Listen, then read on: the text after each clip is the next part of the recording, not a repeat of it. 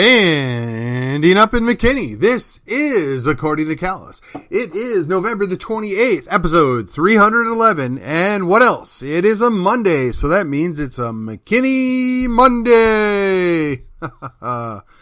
Some highlights, we're going to talk about briefly the home for holidays, some city work stuff, a little bit of a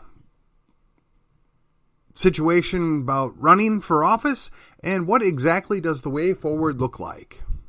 These are all speculative on my part, the last 2 points, if you will. But before we get into that, let me remind you, you can help me a lot by sharing the show.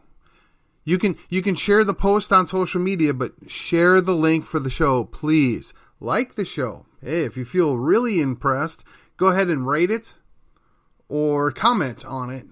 Super helpful, works away around the algorithms. I really figured that I was kind of small potatoes and the algorithms didn't affect my output, but I can tell you in the run up to that general election, I saw numbers that were probably equivalent to the first 6 months that I was doing the show, which was next to nil. You know, I've got 50 followers and 10 times that amount of people that listen on average daily, Monday through Friday. And special thanks to those of you that checked in and downloaded over the weekend. That helps a lot. And I hope you all enjoyed the Thanksgiving holiday, or for any people that this applies to, the Indigenous Peoples Day. I have both sides in my family tree, so I feel no shame either way you go. So here we go. All right. Home for the holidays. Okay. For those of you that don't know, going back, I don't know, a dozen years, it was called A Dickens of a Christmas. They changed the name, Christmas in McKinney, Home for the Holidays. It was kind of a shock to the system when it came through. I think, as like many other things done at the city level, they're done within the niche of the running clique. I would suspect that the people that had the most, involved in this situation were the people downtown on the square. And if they felt like Dickens of a Christmas wasn't working anymore, and they made the input, hey, you know what, let's try something a little different, you got to respect that. And it never hurts to try something different. My only gripe then, as it is now, is I really wish it would have been put up for a bigger, broader discussion, but I imagine it really affects their bottom line, and to be respectful, we got to consider that. As far as what went on over the weekend, well, as you well know, Saturday was basically a rain out. Didn't get there Friday, but I did get there for a few hours on Sunday. And I got to tell you, what I saw was nice. It was encouraging. There's, unfortunately, some vacant storefronts again. Not to be surprised, because it is sky high to rent or own anything downtown on the square there. But it looked like there was a lot of people. It was active. It was fun. And for the involvement at the city level, I got to say, pretty decent. I don't know who exactly to give the kudos to. So I'll just say City of McKinney, the McKinney Community Development Corporation, and Economic Development Corporation, and, of course, the folks that are on the square that actually have businesses down there. Nice job. It looked good, felt good. It was an enjoyable experience. I hope it helped you all with your bottom line, the pocketbook. The reason why Black Friday is called Black Friday, in case you didn't know, is that's typically when retail operations actually turn a profit, and historically. And 2+ years of COVID crazy has probably upset the apple cart for a whole lot of people and a whole lot of businesses. And if nothing else, that should teach you the dangers of letting government shut things down and picking winners and losers. But let's pivot out of that for a minute.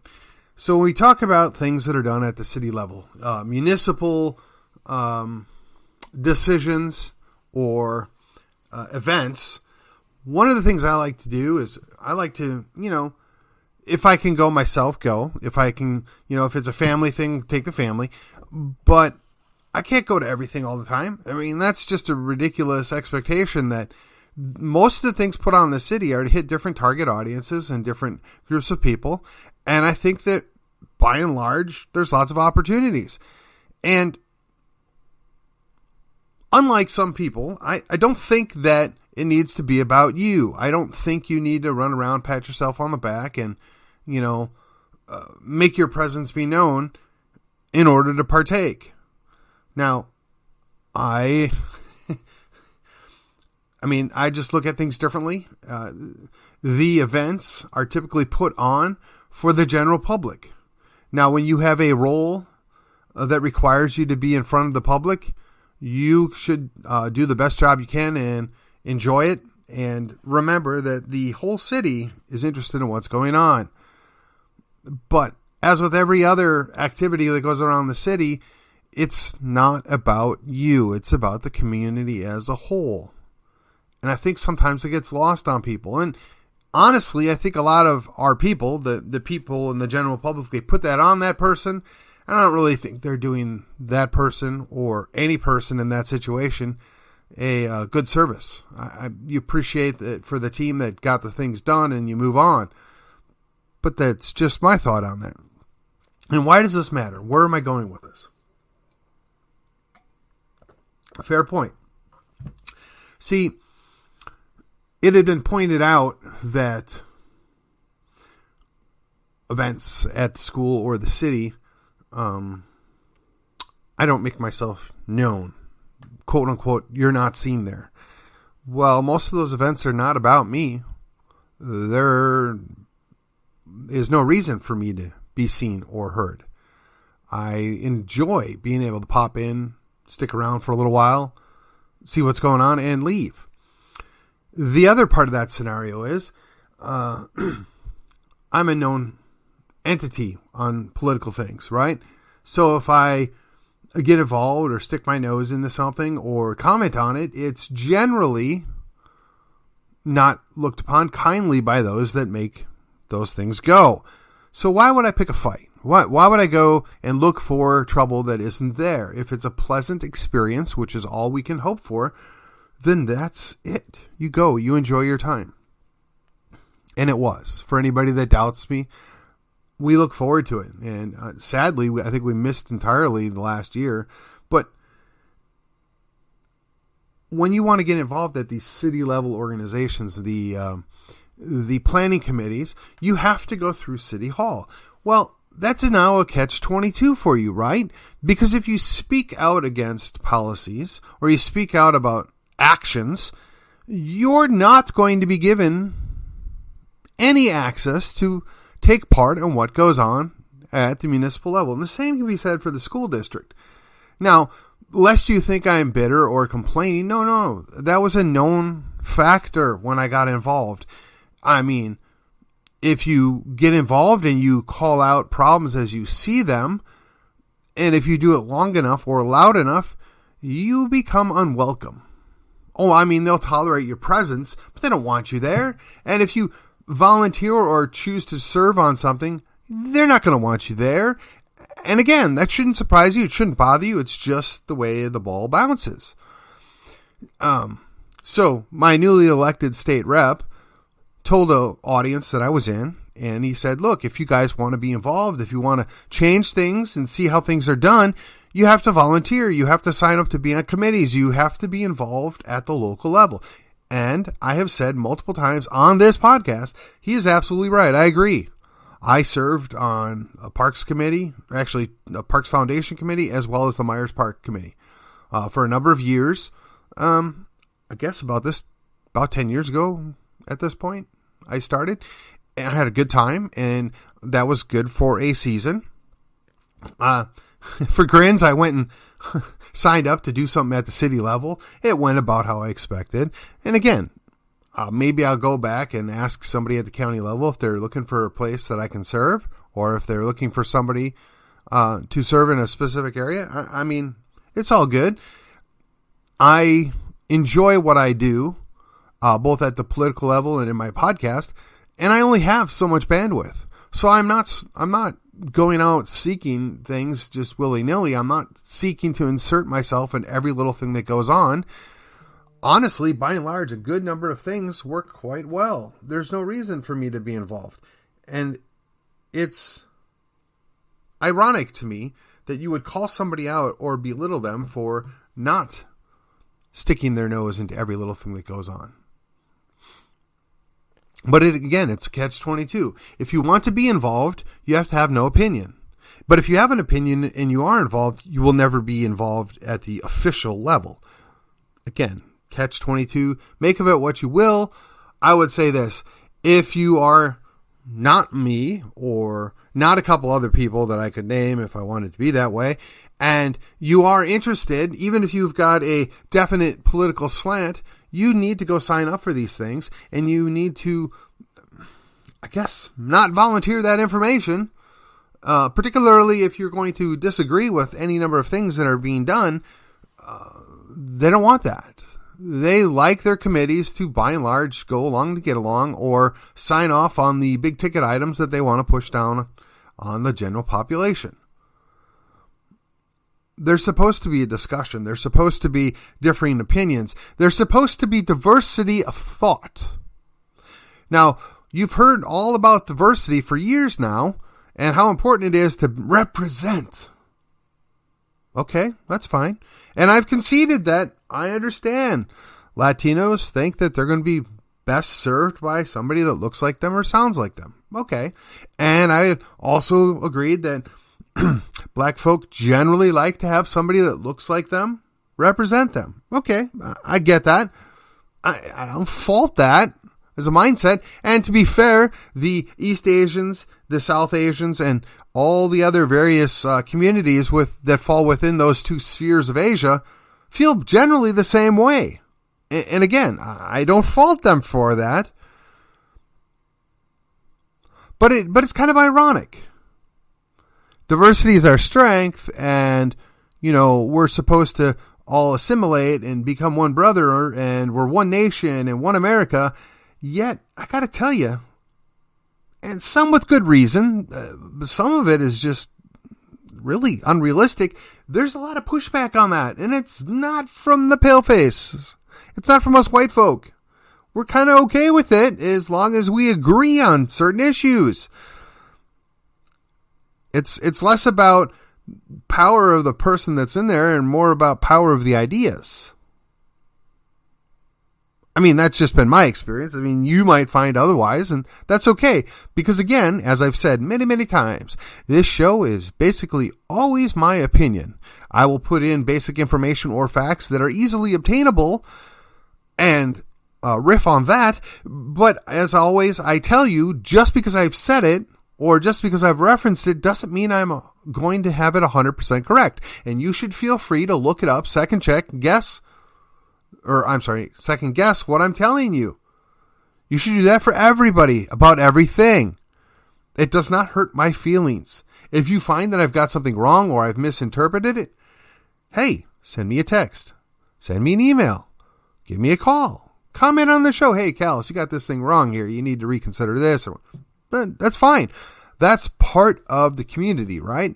We try and build a community with a show. We're at the cusp now of being able to do that and do it effectively. And, unlike churches, I don't have the problem. I will tell you who I think the better candidate is. I will also tell you where I stand on a specific issue. And by and large, I'm going to avoid telling you must vote for this or you must vote for that, but I'm going to make the best argument. There's no 501c3 status at play here. There's no cowardry hiding behind we'll just leave that alone. So, you want to be heard, you have to be involved, but if you get involved and you say the wrong thing, you won't have access to being involved. Again, the catch-22. So what does that leave you? What are your options? Well, I know one gentleman in town here who has run for office at least twice, maybe 3 times if I remember correctly. Not me, but his whole premise was, I don't know if I can win or not, but I have a number of issues that I would like addressed. I'd like to see them taken up by the city council. I'd like to see movement on this. And by running and by bringing up those issues and by talking about them to an audience, by and large, he's accomplished his goal. Some things were taken up, other things were not. Some things were approved, some things were not. But you've got to push to move the ball. So if you've eliminated your possibility of being involved at the local level because you are going against the flow, that leaves you an option. You can run for office. Now, having been there, done that myself, I will assure you it is not a bed of roses. But if you get a team, you get some people that are like-minded, and you can get out and talk the talk, do your block walking, do your coffees, do your meetups, do forums, do whatever it takes to get your message out, your concern out. You bring that to the general audience. Even if you don't win, those people are not going to forget about that issue, particularly if that's what you're running on. That issue will be addressed. And many times that issue is co-opted by your opponents. Maybe it gets addressed in a way that you approve of. Maybe it gets addressed, but it doesn't necessarily get fixed. Or maybe you win. It's three positive outcomes that are a possibility. I mean, you can still lose and you can still have your issue kicked to the curb. Yes, that can happen. And, you will spend some of your money. But if the issue is important, if it's valuable, you have to be willing to maybe sacrifice some of that. And I've said it again. If you are retired or semi-retired, this is your game. This is where your on-ramp to involvement is. It's really easy to stroke a check and say, oh, I'm involved. It's really easy to show up and be entertained at a meetup here and there. But that doesn't get the things done that need to be done. We have 3 quality candidates that I've referenced multiple times that are running. They could use your help. If you're afraid of running yourself, if you're afraid of speaking up on your own, there's 3 people that are already doing that. You can go support them. Now, you may not 100% agree with them, or you may agree with one of them, but not the other 2. That possibility exists. But what does it hurt? Why not get involved? Why not try? Right? You're going to have to look at running people that agree with you in order for your voice to be heard. The opportunity for open discussion has all but been shut down. I'm not suggesting that my political opposites, my political enemies, have no ideas whatsoever. I'm not even going to say directly that I think they're all evil and terrible. No, that's not the case. The case is you can be wrong on one or a lot of subjects. And if you're willing to talk about it, there's no issue there. If you're willing to have an open discussion, that's not really an issue at all. Well, we can agree to disagree because we've both had a conversation. We know where we stand. But if you refuse to listen, if you reject any kind of conversation, if you shut down and stifle dissent, you're the problem. And the only option we have left, the only recourse there is for we the people, is to run against you, to remove you, to replace you with somebody better. Or at least somebody more open. The way forward. The way forward includes getting involved in a PAC. We have at least 2 in McKinney that are right of center. There are oodles of opportunities for you if you're left of center. In fact, I would tell you right now, basically the school board and the city council are run by people that are left of center. Now, I'm not going to call them full-out fascists or progressives or whatever else. They have a lot of those tendencies, but most of the decisions tilt left of center. You're never going to fix that if you're right of center by showing up and running your mouth. They've made that clear. They're not interested in hearing what you have to say. They're not interested in changing their stance. They're going to do what they want to do, and the only way to deal with that is to run against them. And again, like I said, you don't even necessarily have to win. You just have to do a good job of getting your message out and be competent when you're running. They're going to address those things sooner or later, and if you bring it to the forefront, if you bring it to the general public, the chances of it getting dealt with sooner rather than later increase quite a bit. There are opportunities right now for at least 2 city council people in the city of McKinney. There are untold numbers of people that could run in Frisco or other cities surrounding the area. If this is something that interests you, you can reach out to any number of people and they would be happy to point you in the right direction, happy to sit down with you, happy to discuss whether or not you are in alignment on your thought processes and in your principles. They would be happy to maybe even help you run your campaign or fundraise for you. But you don't know if you don't ask. And I know there are a large number of people, I don't know how many are actually listening to me right this minute, but there are a large number of people out there that really kind of like things. They're happy. They see room for improvement, but they don't want to go in off-kilter left or, quite frankly, off-kilter right. They're just generally happy. Well, I would say to you, most of you are in a position where you have time. Some of you have quite a bit of money. I would strongly suggest that rather than complain about what goes on in D.C. or to a lesser extent what happens in Austin, get involved in your local races. Find 1, 2, or 3 people that, I kind of like that person. I like what they're saying. I've talked to them personally. I feel that they're going to do a good job. So I think I'm going to invest some of my time, some of my money, put in some effort to get them across the finish line. You don't even have to let anybody know that you're doing this if you don't want to. You can write a check and all it does is show up on a report that, quite frankly, the majority of people never bother to look at. That's neither good nor bad. It's just the way it is. I'm all about open races. I'm all about transparency on who's funding individuals. And quite frankly, the biggest dog in the hunt right now is the McKinney team. They have a vested interest in making sure that their desires are not interfered with, that their determined outcome does not get impeded, that they feather their own nest, if you will. And honestly, if the city benefits from it and nobody really gets put out, I don't have a big issue with it. It used to be said once upon a time, what's good for GM is good for America. We found out later that wasn't always the case, and quite frankly, I don't know that the guy was even being truthful when he said it, but there is an argument to be said. What's good for the biggest businesses in town are generally good for the town. I agree. But when you skew the entirety of the town to benefit, 5 to 10 people or organizations within that town, is that really best for a town of 200,000 people? I have my doubts. Is it really best that we, what's the word they like to use? Oh, yes, gentrify. Is it really best that we go through gentrify a whole section of town that up to this point has been where the lower income people could afford to live? When all we hear in the various campaigns is there's not enough workers, there are not enough people that do these lower end jobs, but when you're chasing them out of town, are you not working against yourself? It's conflicting ideas here.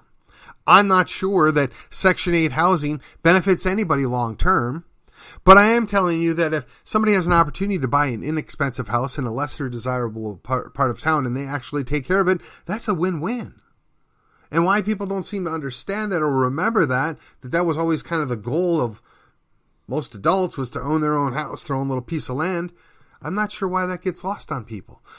But this is an opportunity that we can take advantage of this. A lot of this has to do with zoning. I'm going to be honest. This is, kind of a rehash of old ideas here. But when you control what can be built and where it can be built, you're in a sense picking and choosing winners and losers in your own city. What I would suggest to you is, while you could make an argument that is overall helpful to the health of the city, you have to also allow for not everybody is at the median income level. Not everybody is very well off. Not everybody meets specific criteria that you dreamed up when you drew these plots on the land. Again, if you're willing to have that open conversation, if you're willing to discuss what is it that we can do to better take care of our community, that's something you can do.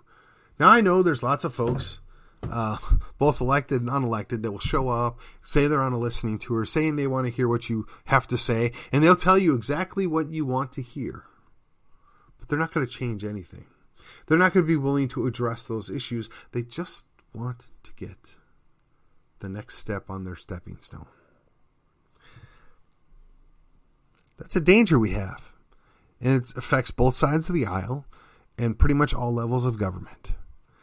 They tell you what you want to hear to get you to go away, to get your vote, and once they're there, they're almost impossible to get rid of. But we can, and we have to be willing to do that. We have to be willing to say, the person that we have now, whoever that person may be, whatever the race may be, is not doing what we want. We don't appreciate their attitude. We don't like them personally. Whatever your issue is, you have to be willing to say, there are 3 or 2 or 1 other candidates that we're willing to work and throw in against that person. And while that person maybe isn't 100% what I wanted, there's a possibility they may be better than what's already there. There's a possibility that fresh blood might offer something that I don't already see or have available to me. You have to be willing to do that. It is a risk. But if you can bump out one incumbent, you can come back and bump out the new incumbent. It's not that hard. You just have to be willing to take a risk. So on the McKinney Monday, that is today, let me remind you all that you cannot gain ground if you don't take a risk. Everything is a calculated risk. Everything has a cost, and you have to be sure to weigh the cost against the possible benefits. And what I will tell you now is I don't think the cost is that high, and the benefits that are available are extremely high. So I want you to go along this next 6 weeks, enjoy the end of the year, spend time with your family, the holidays, and when January, 5th rolls around and you've recovered from the month of Christmas and New Year's, we'll be sitting down and we'll be talking about just what can we do?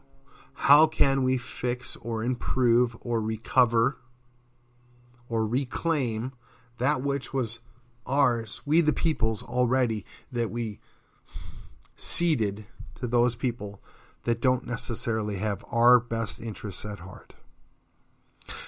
And until then, I will see you on the other side.